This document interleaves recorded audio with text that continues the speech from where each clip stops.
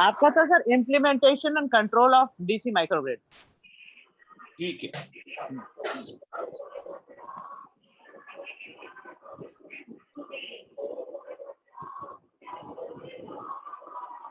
हाथ ना करो,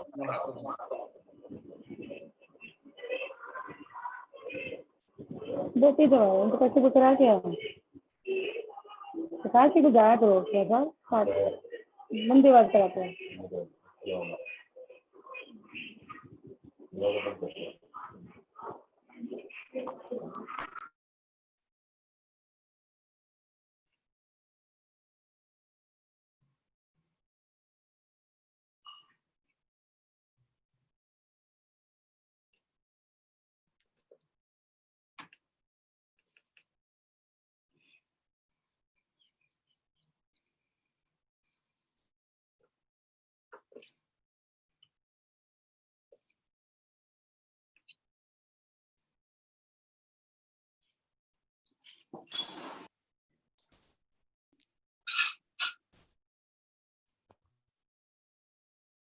Is it coming now? So, Yes, sir. Sir, can we will formally we will start, sir?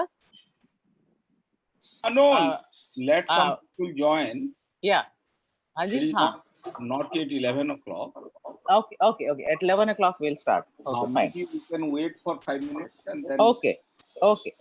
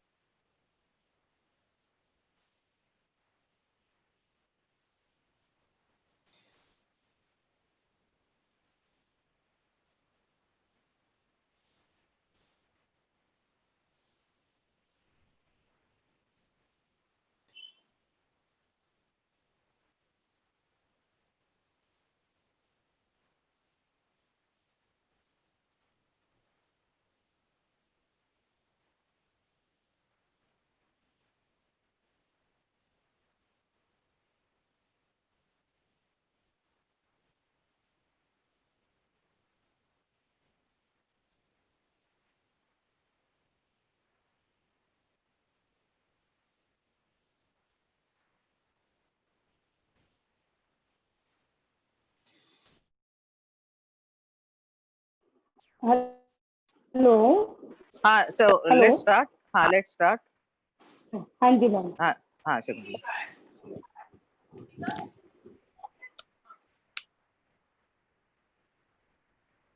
Good hello morning. Anjali हाँ Yes, ma'am. Yes Good morning, everyone. I welcome you all to the third session of online faculty development program on green technology by the Department of Electrical Engineering in association with the Institute of Engineers. Now, I would like to welcome the eminent speaker, Dr. Sukumar Mishra, for enlightening the participants about on the topic implementation and control of DC microgrid. Dr. Sukumar Mishra is a professor at IIT Delhi and has been its part for the past 17 years. Professor Mishra has won many accolades throughout his academic tenure of 27 years. He has been a recipient of Young Scientist Award, INSA Medal for Young Scientist, INAE Young Engineer Award, INAE Silver Jubilee Young Engineer Award, the Samantha Chandrasekhar Award, Bimal Bose Award, and NASI Reliance Platinum Jubilee Award. He has been selected as Mission Innovation National Champion under the Mission Innovation Initiative to accelerate clean energy in India. He has been granted fellowship from many prestigious technical societies like IET, NASI, INAE, IETE, IE, and is also recognized as the INAE Industry Academic Distinguished Professor. Apart from all research and academic collaborations, Professor Mishra is very actively involved in industrial collaborations. Professor Mishra is currently acting as ABB Chair Professor and has previously delegated as the NTPC, INAE, and Power Grid Chair Professor.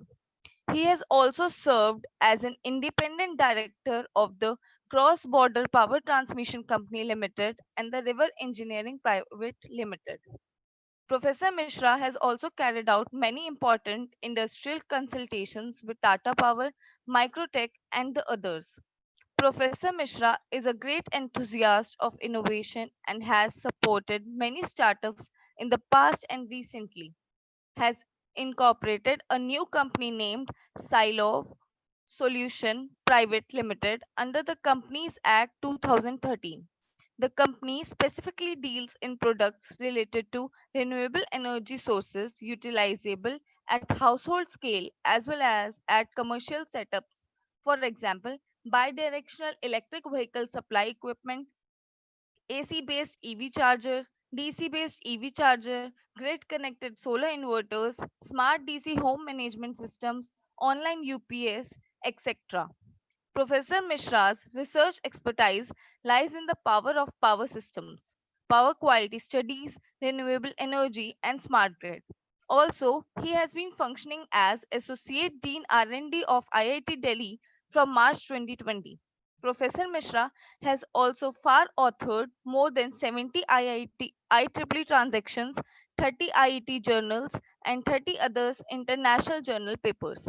He has supervised 31 PhD students, 38 master students. Professor Mishra has also authored 5 book chapters so far and has 13 patents to his credit. Professor Mishra has been working in close association with IEEE Delhi Section Executive Committee for past few years and is currently serving as an editor for the IEEE Transaction on Smart Grid, IEEE Transaction on Sustainable Energy, and was an area editor for the IET Generation, Transmission and Distribution Journal. Now, I would like to welcome the eminent speaker, Professor Sukumar Mishra, for enlightening the participants about on the topic implementation and control of DC microgrid. I welcome you, sir, for the session. Hello, Thank you. Professor Mishra. Thank you very much for accepting the invitation from IMCA. And we know everyone knows about your experience and vast experience in the field of your microgrid and various other fields. So I welcome you, sir, for this particular session. Thank you. Thank you for giving me this opportunity to discuss about DC microgrid and its control. And at the outset, I will look to the introduction aspect, and I will put into the terms of microgrid. Then we will go to AC microgrid. Then we will go to DC microgrid, and finally the control aspect. Now, if we see the grid and the microgrid, if we try to make a discrimination, then we must understand why do we at the beginning create a grid. As you all know, when there is a interconnection of different sources and loads in a mesh network, we form a grid. Now the question comes, why we have made this mesh network? If you look to the philosophy of backup power in India, generally we call it to be a backup power in the Indian context, to make it 24/7 electricity 100% available to a community, we put generators in our community level power supply system. Maybe you might have seen also generators getting connected in different shops, different institutions, different buildings, and even different homes. When we come to the home, we generally, in the Indian context, we call it to be an inverter. The name, the local name is an inverter. But if you go to a little bit bigger scale, we call it to be a diesel generator set, DG set. And these DG sets are being connected at the institution level, at the shop level, even at the mall level, by specifically taking care of their loads.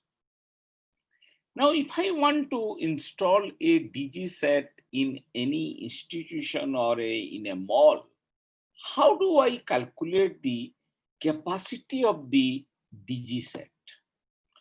Generally, what we do basically two circuits in any compliance or complex. One circuit is called as emergency circuit, and another circuit is called as the normal day-to-day circuit. Just like in a college or an institution, the air conditioners are not generally operative when you look to the emergency condition in the case of the electricity failure. The air conditioner only operates when you have the normal grid available. Why do we do that? The answer to this question is, we do not want to go for a higher capacity diesel generator set, because that will cost us a good amount of investment. So we divide that into two parts. One is the emergency load and another is the non-essential load or luxury load. Now, if we do that, then the capacity of the diesel generator reduces and our investment becomes low. However, when we do this, we basically make our customers dissatisfied, because I'm not able to go for a air conditioner during the power failure. Because the diesel generator is assumed to be a backup power, therefore, I am dividing this into two parts, the essential and non-essential. But take, for example, Andaman Nicobar. It is an island, and in that island, there is no grid. The so-called grid is not available. Now, when that is not available, we give the electricity to everybody by means of many diesel generator set connected to each other.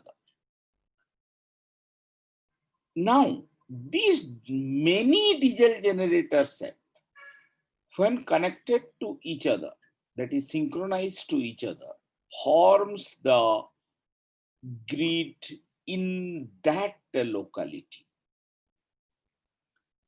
Now, if you see this story, that interconnection of sources, basically, we do that to increase the capacity utilization of our sources.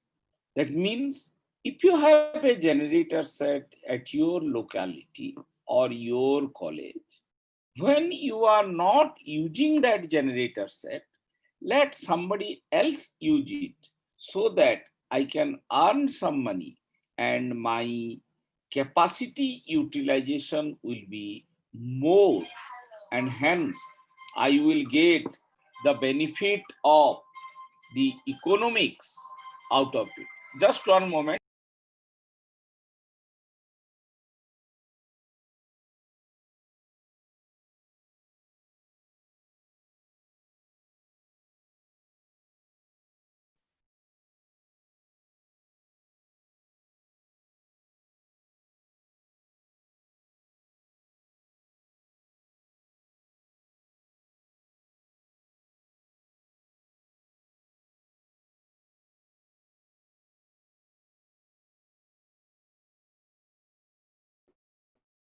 Hello, listen. Hello, hello, Yes. Hello sir हाँ को sir join mute कर दीजिए mute हो गया sir unmute Yeah. हो गए हाँ okay हाँ So the capacity utilization is required when you go for the investment and return of money out of those investment. To do that, we go for the interconnection and we form a grid-like structure. If you look to your maybe class 7 or 8 level mathematics, you might have read two things. One is called a point and another is called a grid. Even in the Excel also, today in the software Excel, I am saying, we make grid formation. So when you do this grid, basically what we are doing, we are connecting different points by straight lines. So if it is a point, simple point, we do not have any dimension of it. But when we have a grid, many points connected by a line which has a dimension by itself, a length, a one-dimensional system, gives me the grid. So a grid is a superset of points connected by a desired dimension of line, that is the length.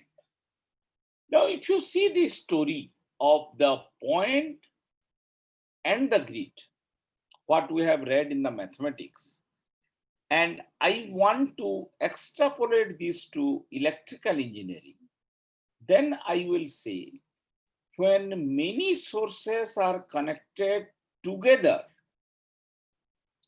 and they do not have impedance or resistance between them, or it can be neglected, then it forms a point.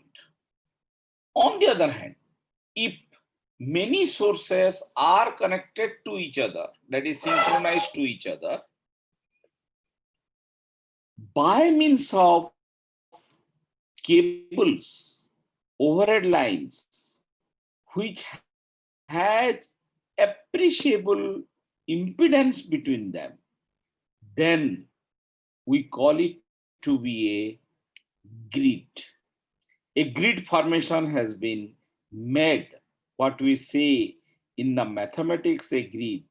Now I extrapolate this to a electrical sense, where I replace the length by a term impedance for AC, or by a term resistance in case of DC. So now we have formed the grid, and the primary aim of formation of this grid is the capacity utilization of the sources. The rest other thing, that is reliability, security, and other things, are basically icing on the cake. Those are ornaments given to the grid. Now, if I make the grid, and this grid is having certain capacity, then how do I define the grid capacity? It is the summation of capacity of all the power sources taken together will give me the overall capacity of the grid. That means if you have 20 super thermal power station, each having 3000 megawatt, then the total becomes 60,000 megawatt or 60 gigawatt. Like that, if I look to the whole Indian grid system, it will come approximately 370 gigawatt. So the overall capacity of our all generators taken together is around 370 to 380 gigawatt. Out of this whole 370 to 380 gigawatt, some of the generators in each day will go for maintenance. Maybe there will be some faults. Maybe there will be some other constraint through which it may not be able to operate. So the whole capacity of the grid, though installed capacity wise it is 380 gigawatt, operation wise you may not be able to get that full power. In that context, if I see the whole India peak power comes around 235 to 240 gigawatt around. So we have almost 100 gigawatt margin with us, which is our capacity installed domain. Therefore, we say India now is no longer a power deficit country, but it is a power surplus country, because our generation is now more, or our capability of generation is more than that of the load, even during peak point. However, still we see power cut. That is failure of power. If you go to village, declared power cut you may get. This is having two connotation to it. One, a financial connotation. That means our distribution companies are not that rich to go for upgradation of their equipments like transformer, cables, and those things. Second is more a financial day-to-day transaction which are not able to be handled by the distribution companies. So this thing, if you see, it comes as a chicken egg problem. Who will bail the cat? Like that, the situation will happen.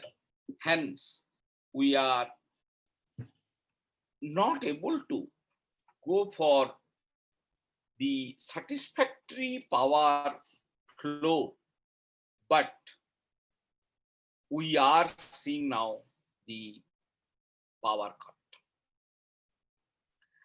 If you analyze the story that I have told you till now, the grid is having an unit which is called gigawatt. Similarly, just like if I ask you, what is the distance between Delhi to Bombay, you will give the information to me, maybe 1200 kilometers. You will give the unit to be kilometer. You will not give me the unit in terms of meter or centimeter. On the other hand, if I ask you, what is the length of your mobile? Probably you will not give me in terms of kilometer, but you may give in terms of centimeter or inch. Though millimeter, centimeter, inch, feet, mile, kilometer, all these are units of length. But depending on our suitability, our understanding capability, our training that we have got, we put these units differently as we go. Similar thing also happens in our electrical structure. We put the units according to our understanding and practice. Just like we say ohm, milliohm, microohm, nano-ohm, like that. Similarly, if you look to the grid, the unit of the grid is in gigawatt term. Now a micro of a gigawatt, 10 to the power minus 6 of gigawatt is 10 to the power 6, because giga is 10 to the power 9.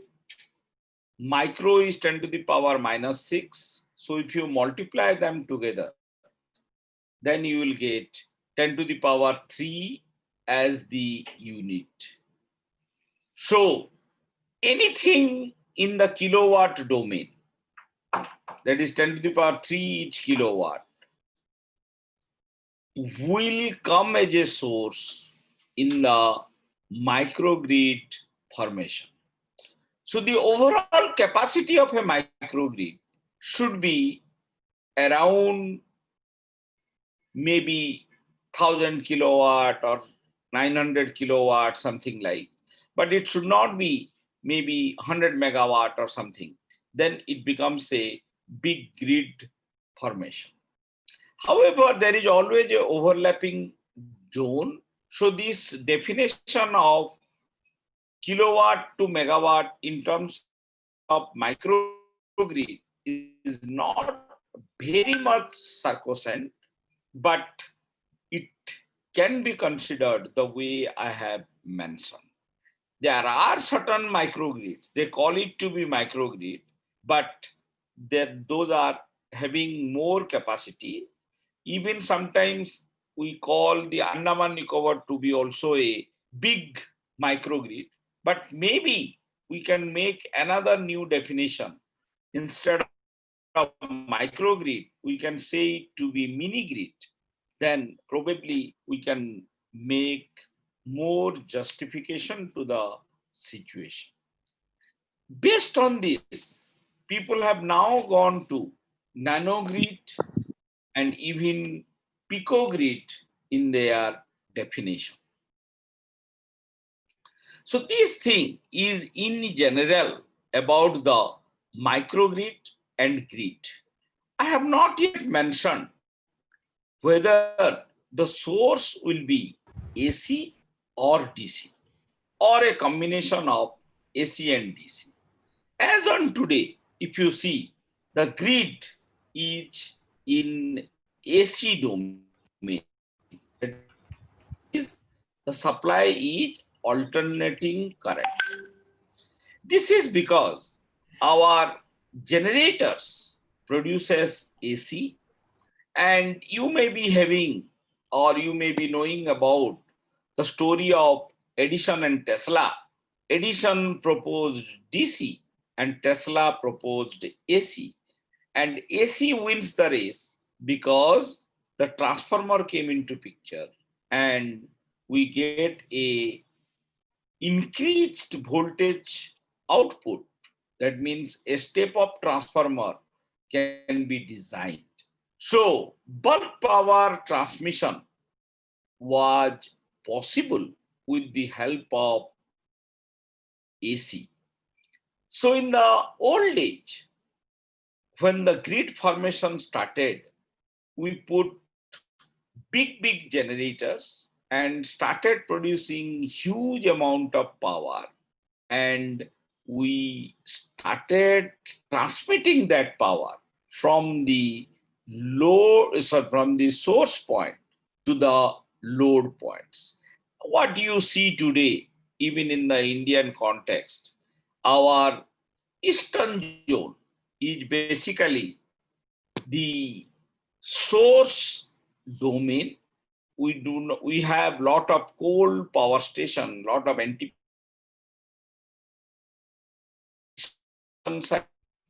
and our load is in the western coast. That means Gujarat, Maharashtra, and Delhi, and these areas.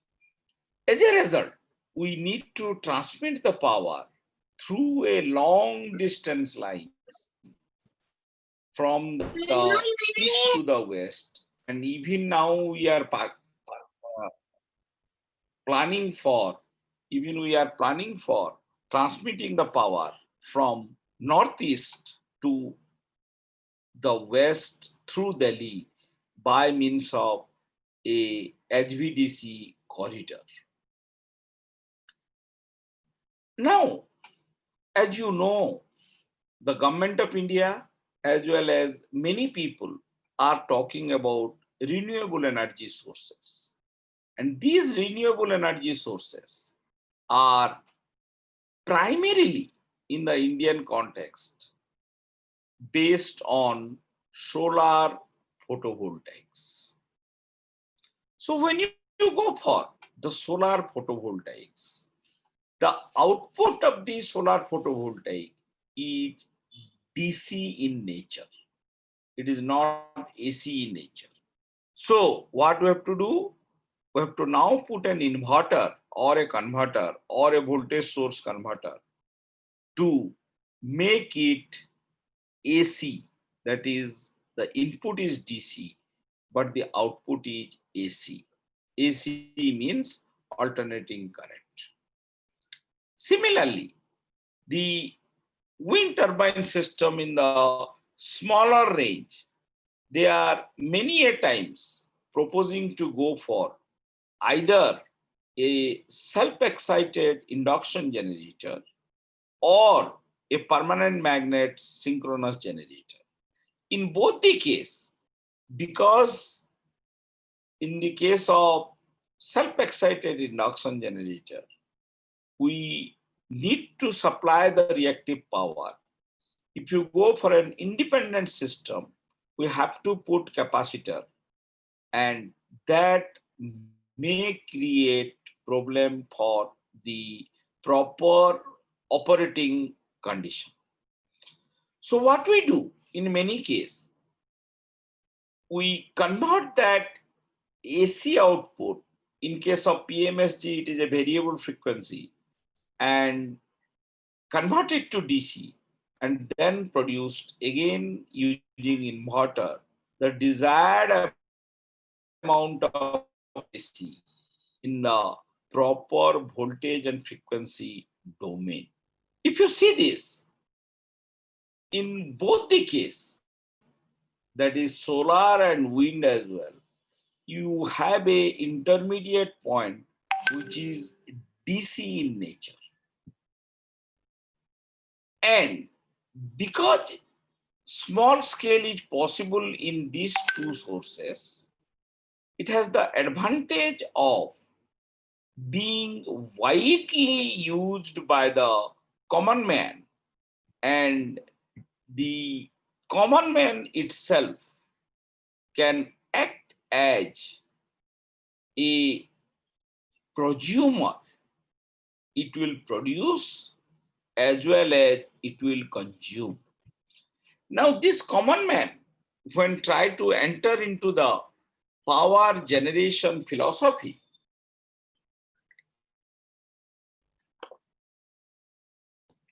generally if you see, they do not have bulk amount of money with them. They may not have so much investment capability. For example, if I put a thumb rule sort of thing, 1 megawatt power production may be requiring you 4 to 5 crore of rupees.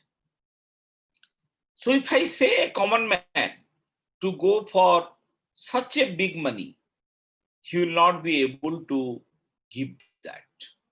But if I tell that give me around a lakh rupees, 1 lakh rupees around, then he can provide it, and he can have a solar photovoltaic on its rooftop. This says that small scale power generation is possible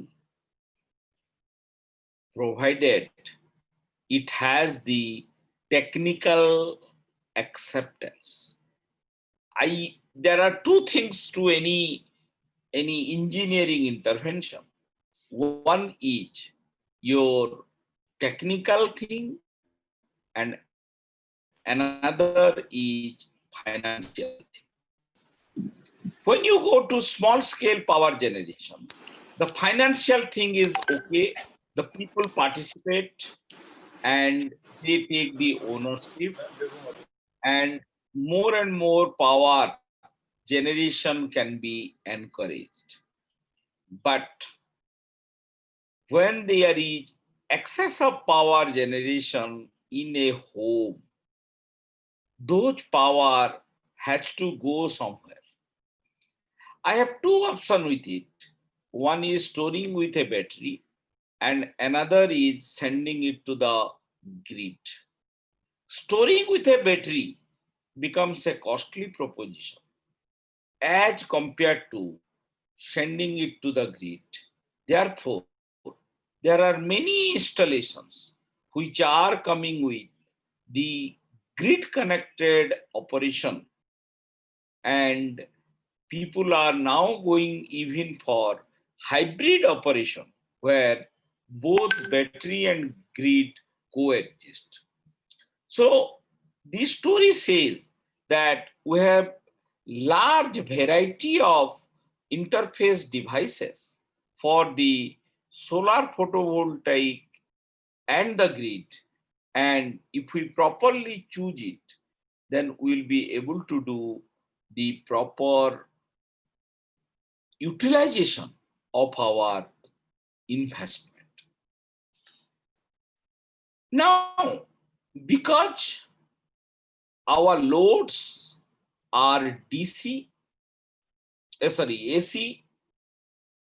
result, from the source, which is DC, we need to convert it to AC by means of an inverter. And now, if I use a solar photovoltaic on my rooftop and I do not have a battery, neither I have a grid facility, I am in an islanded situation.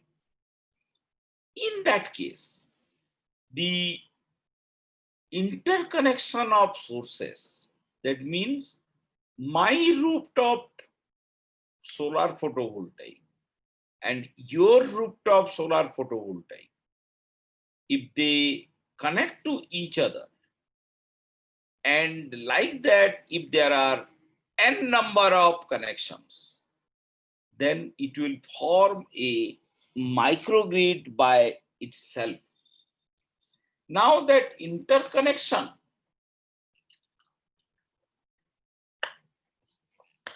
whether it will be done at the DC level or it will be done at the AC level, depends on our architecture to be developed.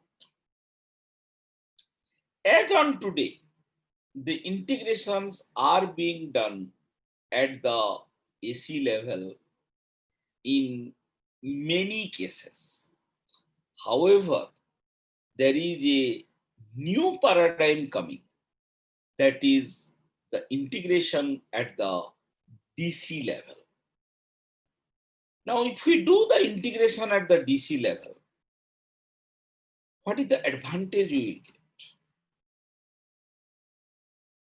Because the sources are producing the DC, and the integration of different DC sources are much easier because we do not need any synchronization procedure to be followed, unlike the AC system, where the voltage, frequency, and phase angle has to be seen for proper synchronization of the two sources. In case of DC, to do synchronization, only you should look to the voltage, nothing else is required. So out of three parameters, it boils down to a single parameter, and hence the synchronization is much, much easier. On the other hand, since it is DC, the so-called stability issue of the rotor angle, that is the oscillation of the generator, will not come into picture, but there can be oscillations in the electrical variable, which makes it a little bit challenging task and a win-win situation for the researcher specifically, because they get a ready-made problem to solve it. And that ready-made problem, if we can solve properly, will be a definitely giving you research outcome, and that research outcome will be acclaimed by the society and in the long run by the community that they will be using for it. So this says that a DC microgrid, as I have already mentioned, grid means many points connected by lines in geometrical sense, connected by impedance in the electrical sense. So if many sources like your rooftop, my rooftop, and another rooftop, they are connected by cables or line, and then they will form the microgrid. Now, if they are connected at the DC level, then it is forming a DC microgrid. If they are connected at the AC level, then they will form the AC microgrid. Now, if you form a DC microgrid, then the question comes, can we use the loads which are AC in nature? The answer is definitely in the first go no, because your microgrid is DC. So I have to put an inverter to convert the DC to AC and operate my load. However, if I look little bit in depth into my load scenario, I will see that majority of my loads which are there today are in fact DC in nature, because the majority of my loads are interfaced to the AC system as on today by a SMPS based circuitry.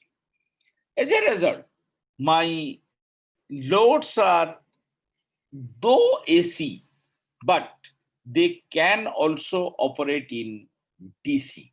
So now I can categorize the thing as pure AC load, pure DC load, and another category of load which is called AC-DC load.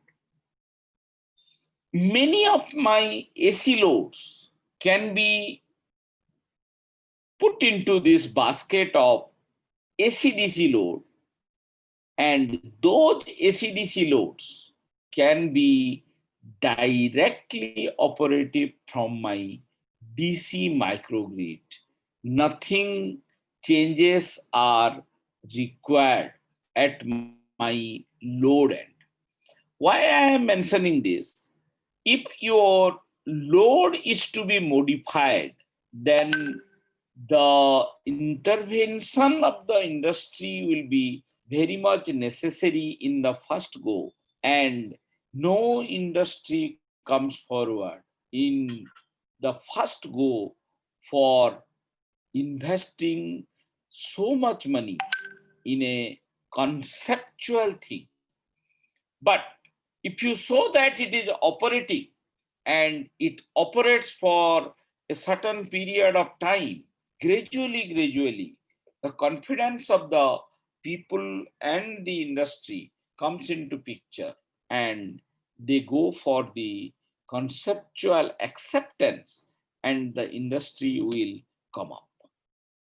With this thing, if we go ahead, then we can see that a whole lot of DC microgrid philosophy can be considered. This is, for example, many electric vehicles are getting charged. So you can see that this red vehicle and this nearby and the other one, if they are distance away, that means maybe half kilometer or 1 kilometer away, the charging points are there, then it forms the DC microgrid concept. If they are connected to a single charging point, then it is called as EV PCC based charging, point of common coupling based charging, because the impedance between these two are not very large.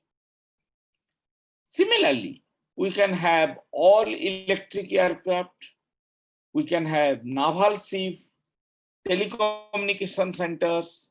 All these can give rise to DC microgrid operation. This DC microgrid operation, as I have again mentioned, and I am repeating, it will have two dimensions. One is called PCC and another is called microgrid. Sometimes the researcher also mentioned the PCC-based microgrid to be a microgrid, but yes, we can accept it, but we can put an adjective to it, which is called PCC, point of common coupling.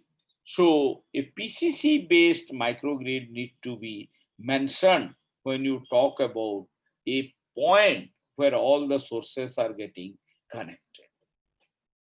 As I have already mentioned, there are certain AC-DC load, and we try to dig out those AC-DC load from the normal conventional appliances, and we found that the PC, which is having a SMPS in its input side, is a AC-DC load. We have the printer, which is a AC-DC load, a monitor, which is a AC-DC load, a grinder, all the mixer is also a AC-DC load. Little bit it may get heated up, but this AC-DC load, because it is a series machine, so these are normal appliances being used in the day-to-day one, which are AC-DC appliances. Though we say them to be AC device only, but they can be operative in DC, and we are using this in IIT Delhi also for a long time.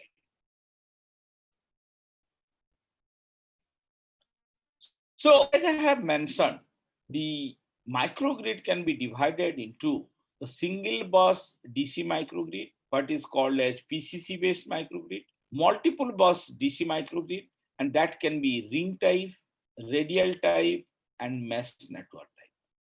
And once we make this DC microgrid, then there could be two DC microgrid connected to each other, and they form a DC microgrid cluster. DC microgrid cluster. So, as I have already mentioned, why DC?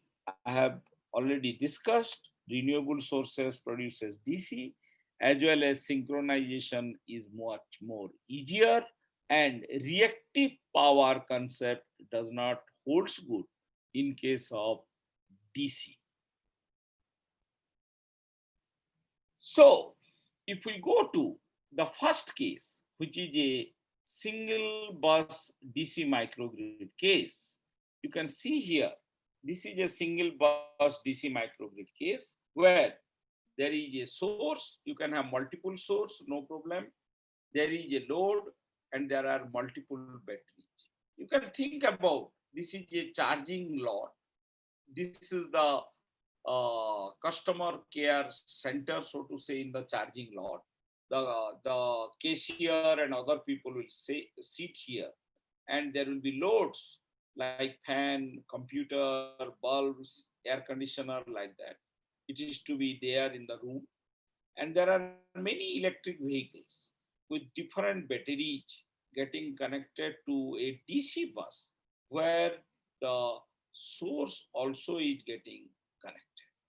So because it is a single point, it is called as single bus photovoltaic battery energy storage DC microgrid. Now in this case, there will be different scenarios. Because it is photovoltaic, I must extract the maximum power. But if it is grid connected, then I can send whatever power is coming to the grid.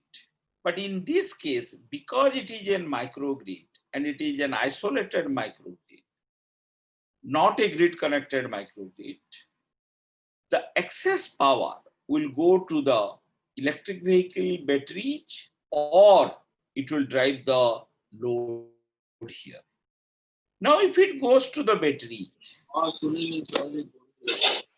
and these batteries are getting charged gradually as these batteries get charged, it cannot store anymore the energy coming from the solar photovoltaics. So we have to go for derated operation of the solar photovoltaic, which is analogous to our synchronous machine sort of things, where I do not operate a synchronous machine at fullest capacity, but I operate at a lower than the fullest capacity. What I want to say, if I am having a 500 MVA machine, I do not operate that at 500 MVA, but I operate at a lower value, maybe at 300 MVA or something like, which is called as derated mode of operation of the source. In my case, the source is solar photovoltaic, and because it is in a islanded mode, therefore it must also go to the derated mode of operation if required. And instead of operating at the MPPT point, I will operate at the lower MPPT point, and I will derate the solar photovoltaic by certain magnitude, so that the loads, that is this portion, and these batteries are also indirectly a load, can be put into operation. Now, if you see, the derating can be on the right hand side of the MPPT curve as well as on the left hand side of the MPPT curve. We generally prefer to the right hand side because it is at a higher voltage point, so that the current in the cable will not be higher.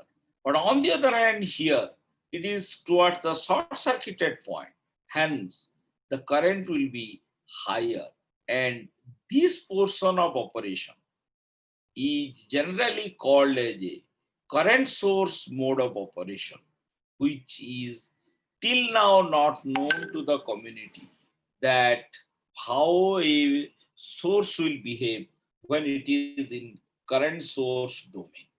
Therefore, a beautiful domain of research is or can be explored, which is the current source behavior of solar photovoltaics.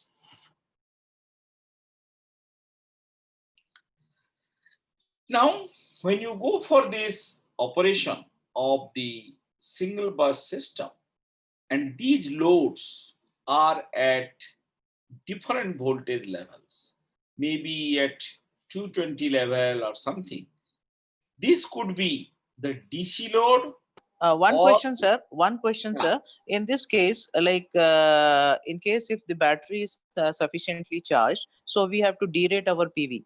And yeah, in this case, can I say the directly load is fed by the PV now? Uh, it will be fed directly by the PV, or it will be fed by the battery.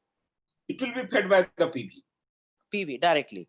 And in Yes, case, so I can say that it again, I can say in electrical engineering, we say we have a base load and a peak load. In case if the peak load comes, then the battery will work, and because we have already derated our PV, or we have a sensors in the PV that in case if the demand is increasing, so accordingly my PV will work at a higher MPPT.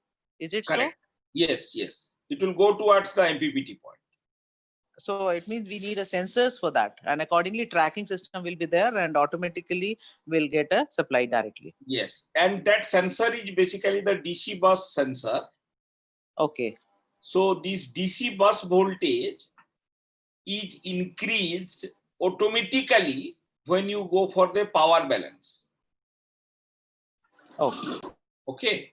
So that way the derated mode of operation starts. And now when the load becomes higher, the capacitor will discharge immediately. So the voltage will start reducing, and it will go towards the MPPT.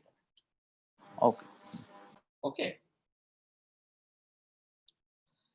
So these DC-DC converter, which are in between put here, plays very vital role, and they make the actually transformer of action for AC in the case of DC.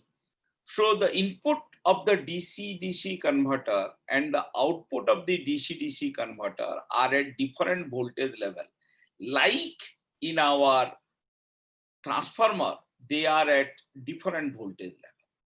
So that has been done, and we have come up with a very compact circuitry which can handle this DC-DC converter behavior. And we have been able to take it from 12 volt to 230 volt also using a isolated system. And when you do an isolated system, you will not get electric shock also. So with that philosophy, this circuit has been developed and it can be used in this type of operation.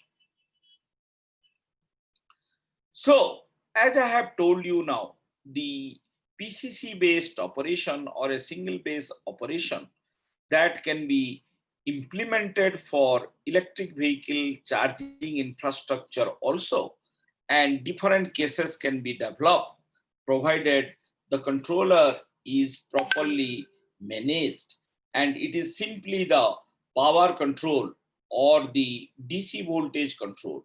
Both the two, if you can properly coordinate, you will be able to do that very fantastically. This philosophy has been accepted in the IEEE transaction, and it has come as a multi-objective adaptive control for DC microgrid. And you can see for more detail to this publication. Now, once we do this single system, then comes how do I use many systems to make a microgrid. So when we do this many system, I have unit 1, unit 2, unit 3, and these units are in fact nothing but my sources. Now these sources need to be regulated. So a controller can be put where all the units will give their information to the controller, and the controller will do some work and give instruction to the unit. So this is called as central controller, MGCC, microgrid central controller, MGCC. So here the information of all the sources will go to a central controller, which is a little bit difficult, because if unit 1 and unit 2 are geographically at a distance of 1 kilometer away, electrically they are connected, but geographically they are at a distance apart, then how do you take this information?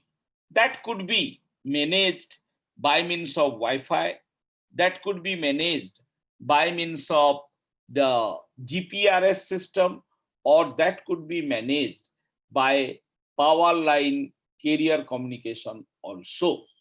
But all these are involved with communication. So this is one approach where we say that the microgrid central controller will play the vital role of coordinating between all the units. Now, because communication is involved, some people say that it may not be so reliable, because you might have seen even the mobile may not get signal many a times. So the answer to it, either you make the communication very, very reliable, like satellite communication system, or maybe the rocket launching communication system, then the microgrid will be unviable economically. We cannot spend so much money for a microgrid, which is in fact meant for the rural and poor people to get 24/7 electricity.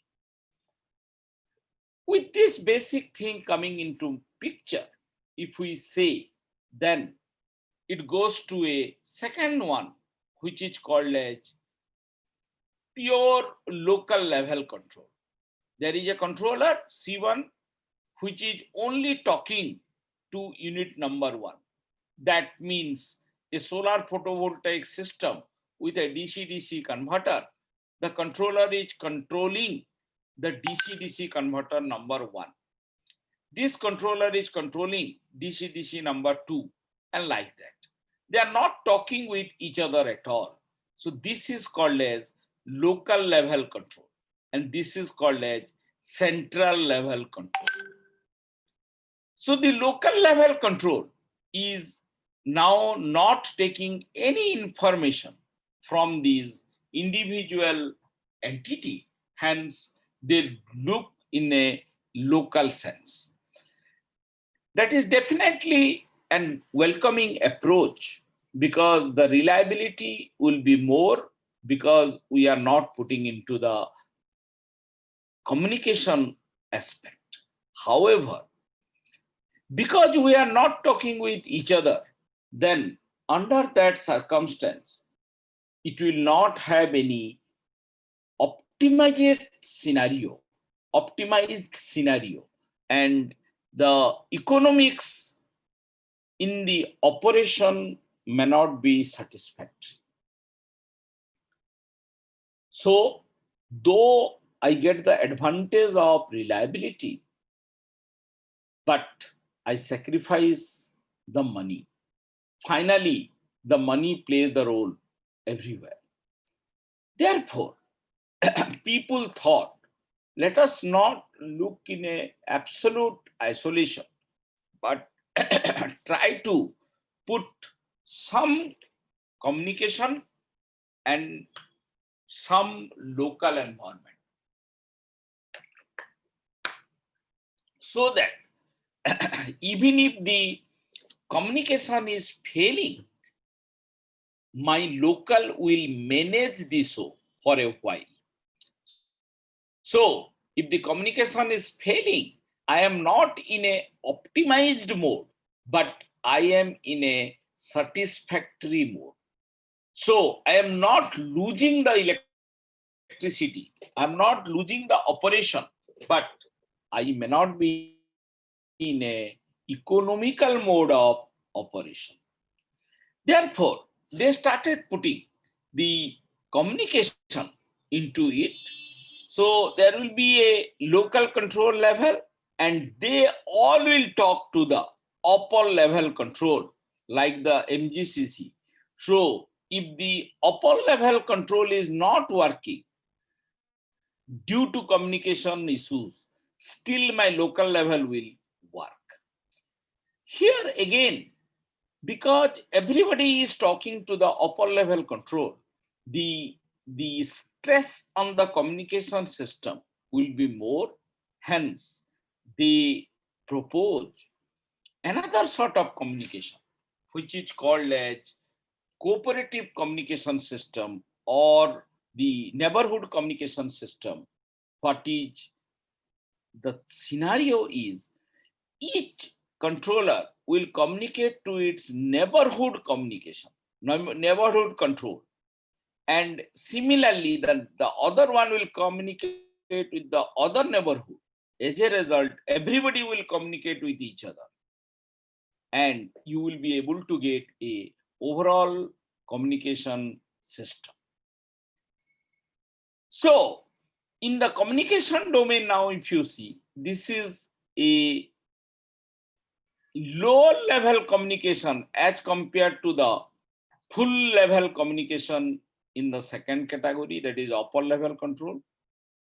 But this will be more economical and redundancy as compared to the upper level communication with upper level control. With this basic philosophy of local and global communication system, local and global control system, communication or control, whatever you say, the next philosophy comes, how to manage that. And we have tried with a distributed control architecture. As I was mentioning, there are n number of converters, and those n converters talk to each other. That means converter 2, the neighborhood, will talk here. And we can make a graph structure, who will talk with whom, and we can try to cover the whole network by talking with each other, not that everybody will talk to the final main control, that is the control MGCC, that is microgrid central.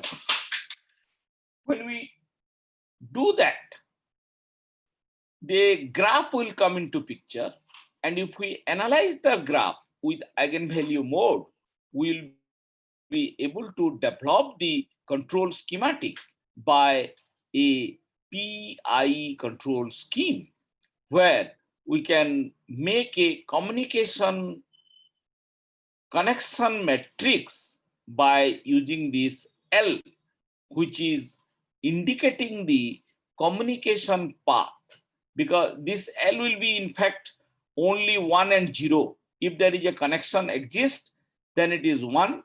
If there is no connection exists, it will be 0. So that 1 and 0 can be used as a matrix to indicate the connection, and hence a mathematical state space model can be developed. Now, when you start doing this communication aspect, then as I have told you, there will be local and there will be global.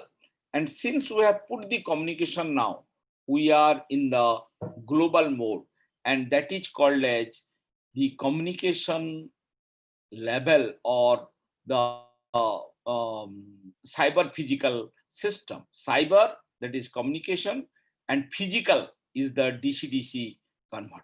So a cyber physical microgrid has been developed now, because now we are putting into the communication aspect, and the communication aspect will take the data and bring the data like that. And when we do this communication one, we have developed a algorithm called consensus algorithm, which will give the DC voltage reference command to all the converters which are there through the communication path. So you can see that there is a local path which is Drupe based, and there will be a global path whose job is to maintain the secondary voltage and restoration of current sharing between the converters. This is the philosophy that we have put. And then we have another, very recently another paper has come where we have the incremental cost of the sources has been put into it, and the third level control has also been put at the place of secondary and then the tertiary using the communication. The challenge in that, the new concept I have not taken here, is that how do you price the photovoltaic and the battery system which will be there in the DC microgrid. So once you price them, then only you can find out the incremental cost.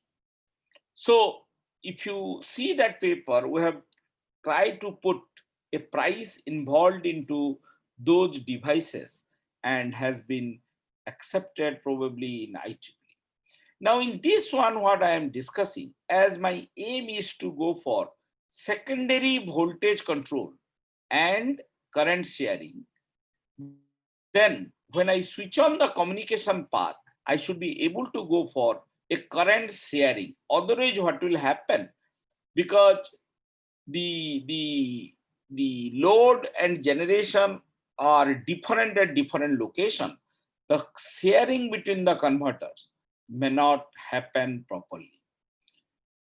So you can see here in the diagram that there are 3 converters, and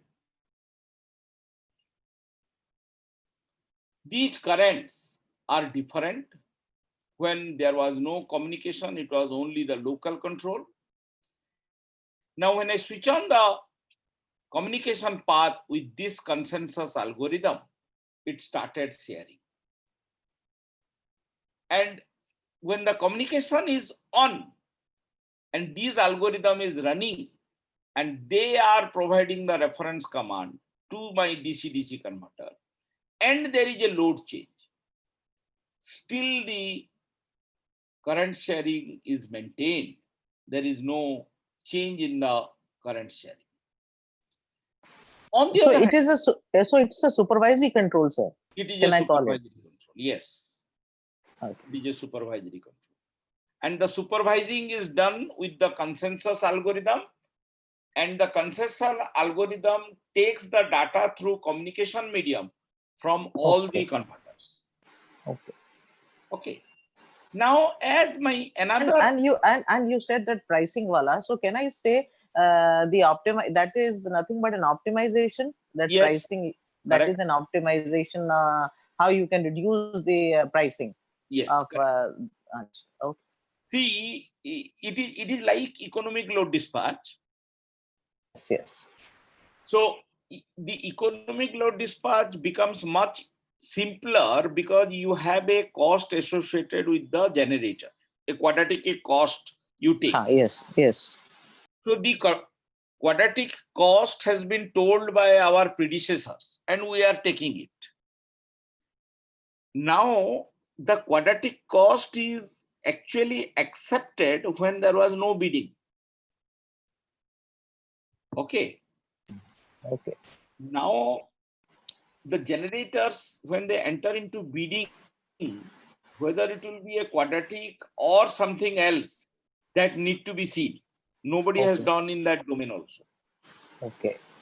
Because today, whatever bidding I am giving to the power grid, tomorrow it is different. So my A and B coefficients are different. And I have to go for a polynomial curve fitting. So it may not be simply your AP square plus BP plus C. It could be something else also. Okay. So those criticality we do not consider and make it easier. So in this case, further it will be challenging because what is the cost curve for a solar photovoltaic? Okay. So those things has been handled. Now, because my aim is having two domain, one is the voltage control and another is the current sharing. It is a multi-objective sort of thing. You can see here, when there is no communication started, it was not at 48 volt because our reference voltage we have kept it 48. And when we start the supervisory control, it goes to 48. When there is a load change, a dip has occurred. Again, it goes to 48. So my multi-objective thinking of current sharing and voltage control is now achieved. But there will be cases where I cannot achieve both the thing together. So those are our constrained cases or limitation of our work. So when you do a research work, it is always good to put where my things will fail, and that is the limitation of my research work, so that a researcher, another researcher, try to overcome that limitation and take your research ahead. That is always a good practice. Now, when you do this communication, you can have a philosophy like this. You can see in the second graph, everybody is connected to each other. So all these people are getting their information. And this is another case where there are 6 converters. I have not shown the diagram here. So these 6 converters are now having different control, local control, so that the currents are different. And when I switch on the communication, it becomes shared. On the other hand, I have shown here that there are certain communication path gap.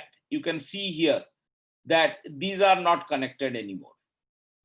So this becomes one pocket. The upper 4 is one pocket, and the lower one is another pocket. In that case, the sharing is distorted.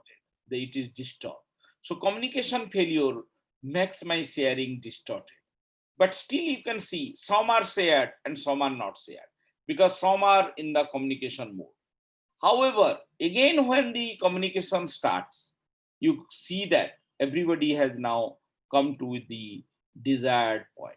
Same thing you can see in the voltage. They have gone to the reference voltage. When communication fails, they could not maintain the voltage. And again, they started maintaining the voltage. So this is the result that we have taken in the real-time scenario. And yes, this is interesting. Now, since you have the communication input into it, and there are different mode of communication, as I have told you, in a microgrid, you cannot go to very sophisticated communication domain and costly communication domain because it is meant for low price domain. Therefore, we tried with three modes of operation. One is the wired one, which is the LAN one. Then the wired one with a narrow band. The LAN, you might have seen in the Airtel, one is wideband and another is narrow band. Though both are actually wired one, and another is the GPRS.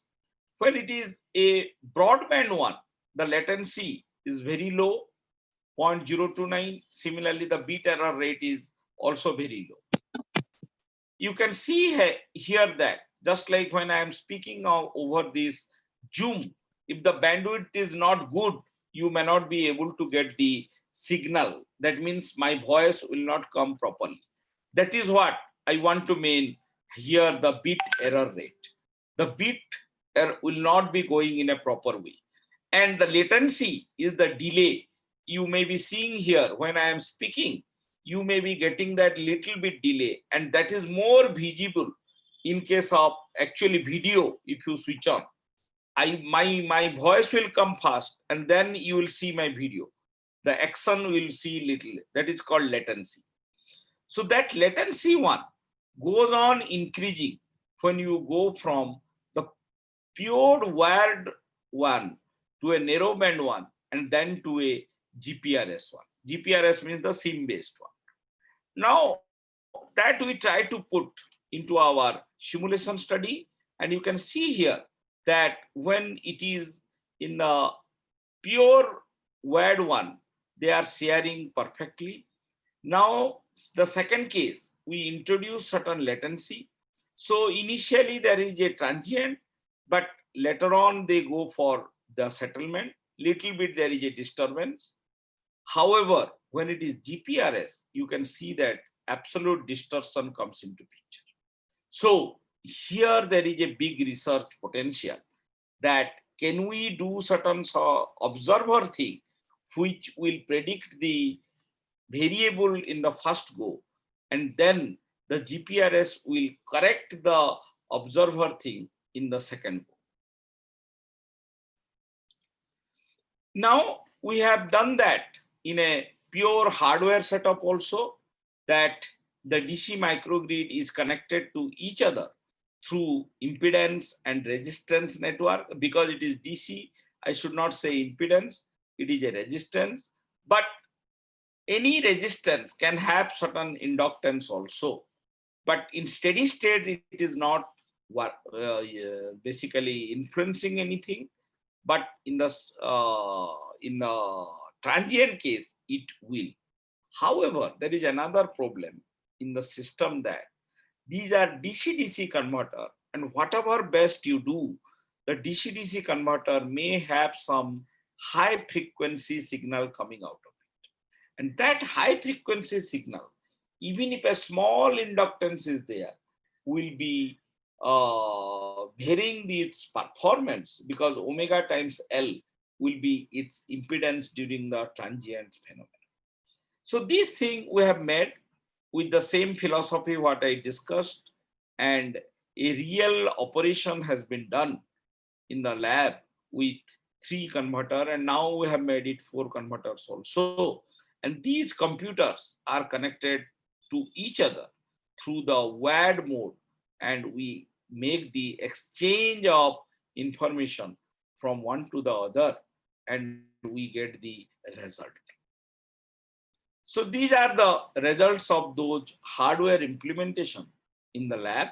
And you can see that the theoretical explanation and the experimental explanation is properly matching with each other with the communication delay imbibed into it.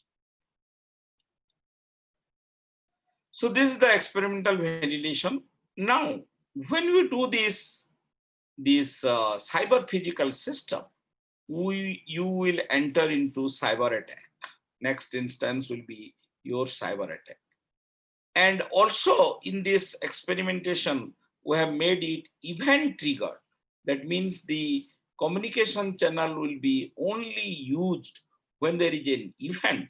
Otherwise, it will be free to use by other people.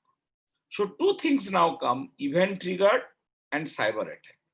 Event triggered is a very good thing, but cyber attack may be detrimental to the operation of the DC microgrid.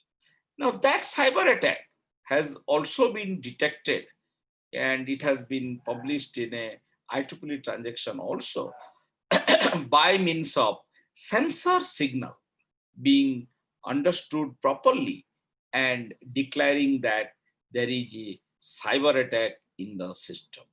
This is the first one, so to say, in the sensor domain. And my student, Subham Sahu, he has done a lot of work, and now he is in Denmark, and he has made lot of progress in this domain of cyber attack and in specific to the DC microgrid using the sensor information.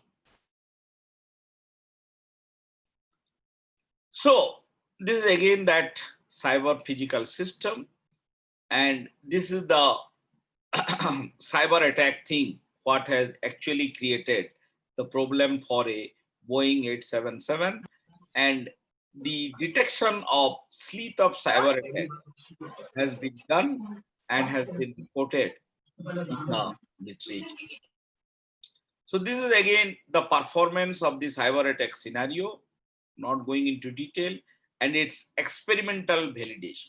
The beauty of the whole discussion is that we don't leave anything just at the theoretical level, but we go to the final experimental validation also, so that we can see how actually it works in the real sense. And you can see here now, there are 4 DC-DC converter and 4 my computers has been connected to each other with the communication domain, and we will make a artificial attack in the information. That means we will artificially change the reference command, and we will be seeing the effect of the attack on the control schematic. So we have all done with the umbrella of Silob Solution Private Limited, and we have been able to do that in a commercial level as well. So these are some of the DC-DC converters and other products which we have made it commercially available from our incubated company at IIT Delhi. You can see here that these are my PhD students, and actually Sridhar was my postdoctoral student. He will be also probably delivering a lecture today, maybe in the later half of the day. And this is Deepak, who is now in NIT Warangal as an assistant professor. He has very recently joined. So this is again the DC microgrid test bed. We have made 5 kilowatts level, and you can see the other one. Since it is a test bed, it is commercially it is a customizable thing, and you can do whatever you want to change. and you can do even the protection work in this domain, which is very important because no converter sustains the pure short circuit, and people are not able to do therefore the hardware implementation or in the protection domain. So this is about the whole story, and this is the existing work that has been done in the discussion point what I made, and some of the future work that you can do are basically the controllable load setting of home. It follows the consumer preference. Event triggered can be increased again, and it reduces the communication burden, and coordination between different DC system using the communication aspect can be done.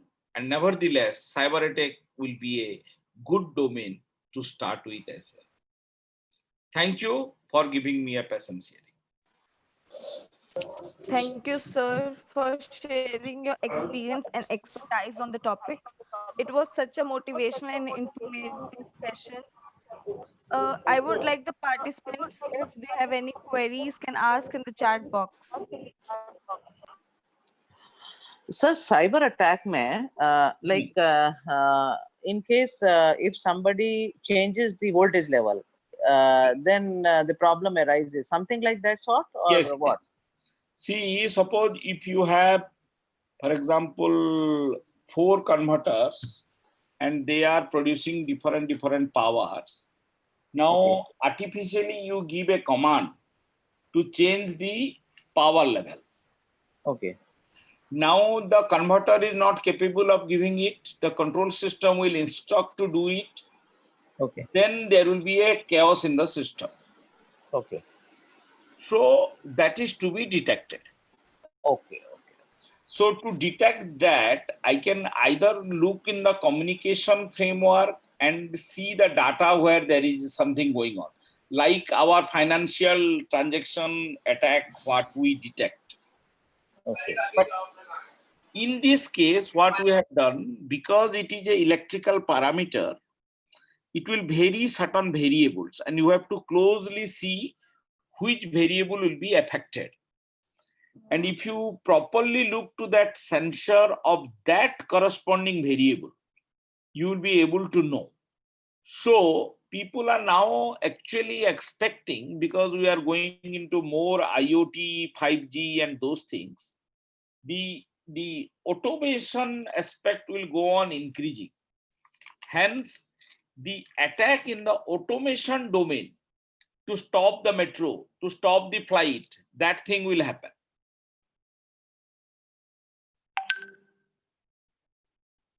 Okay. Thank you, sir. Thank you. Thank you very much. And anybody, any student who would like to ask any question is welcome. Else, we'll end up the session. Ma'am, we want a photograph. So Okay, all are okay. requested to switch on your video for the photo. So probably I should skip the screen sharing then. Hanji sir, Hanji. Yes, sir. Hello, Nitin. Yes, sir. Hello. Madam ये ना एक second आ रही है। हाँ जी Nitin, video on कर रहे हैं सब लोग, टेक द फोटोग्राफ। ये मेरा video, start the video. Unable to access the camera. To access the camera from the device. Okay.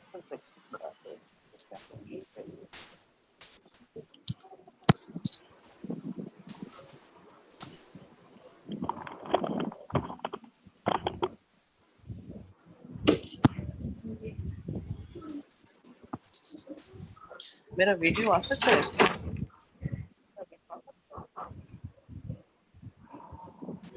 जाओ सेटिंग्स प्राइवेसी कैमरा में जाओ, फिर अलाउ करो। सेटिंग्स में जाओ, प्राइवेसी में सेटिंग किसकी सेटिंग्स में?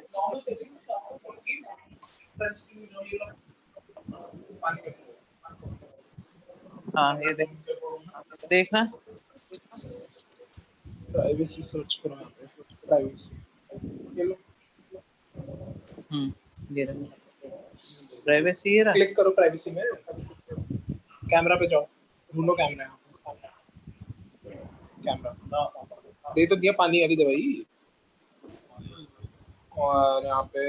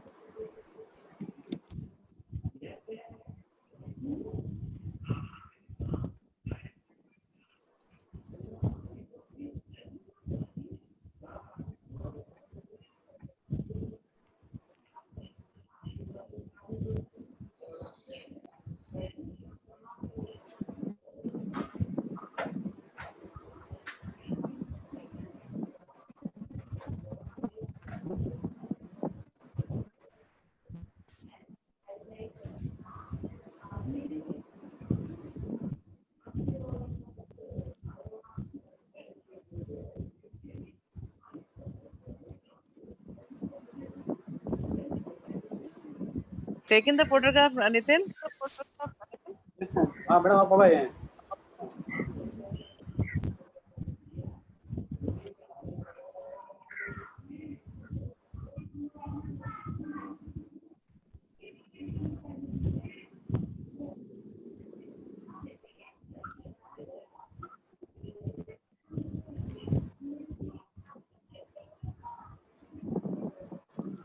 One minute.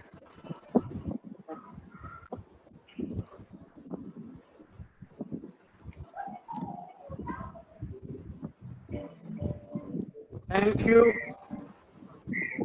Thank you, thank you. आपका फोटोग्राफ नहीं था सर पूनम मैडम? हाँ थी आ गई नहीं आप जब फोटो लिए नहीं था। अच्छा कोई बात नहीं मैंने सेटिंग में अभी चेंज किया। अभी और एक बार ले लो नितिन जी। नितिन ले लो हाँ ले लीजिए।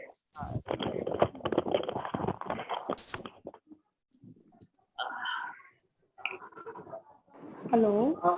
Now I'm sharing the attendance. Hello, Nitin. Yes ma'am, attendance share कर रहा हूँ madam.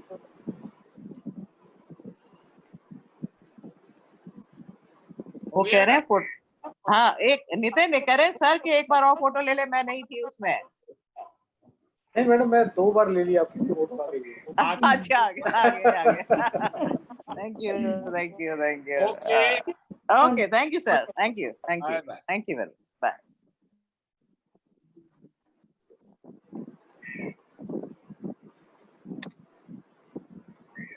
Madam attendance link chat box में शेयर कर दिया है। हाँ ठीक है इनको।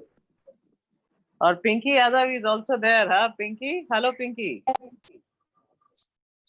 Pinky Yadav. I think she is left. Hello हाँ हेलो पिंकी। Hello ma'am. हाँ जी मैम, कैसे हैं? बस आप कैसे हैं आप? बस बढ़िया मैम, बहुत अच्छा था, बहुत अच्छा मिश्रा सर को मुझे बहुत अच्छा लगा। हाँ बेसिक से और समझाते हैं ना सर, अच्छा हाँ लगता जी, है। और एक लैंग्वेज जो होता है ना, जो लैंग्वेज एक समझ आनी चाहिए, पूरी लैंग्वेज बहुत ही अच्छे से क्लियर की हुई थी उन्होंने। हाँ मन ही नहीं किया कि मैं उसको टॉपिक को छोड़ के जाऊं। हर एक में लग रहा था कि यार ये मेरे माइंड में क्वेश्चन था और इन्होंने क्वेश्चन से पहले ही क्लियर कर दिया। हाँ नहीं इवन एनपी पादी जी का भी बहुत अच्छा था कल। हाँ जी पाणिग्रही जी मतलब बहुत ही they really speak so nicely हाँ, एंड यू नो। सारे अभी स्पीकर्स जो है वो सभी का बहुत अच्छा था। मतलब मैंने एक दो को औरों को शेयर किया, जो यूट्यूब लिंक था मैंने अपने कलीग को दिया, और काफी जो एमटेक के स्टूडेंट है वो भी इस पे टॉपिक पे काम कर रहे थे ना, उनको भी मैंने शेयर किया कि आप इसको स्टडी करिए, बहुत अच्छा लगेगा आप लोगों को। शाम को भी अच्छा है वो। हाँ जी एक वो शाम शुरू था। हाँ जी मैम, शाम वाला भी अच्छा है। हाँ वो शायद इवनिंग कल है वो एसन सिंह कल है। आज शाम को इनका सुकुमार मिश्रा जी का एक स्टूडेंट जो मिश्रा जी का दोबारा है।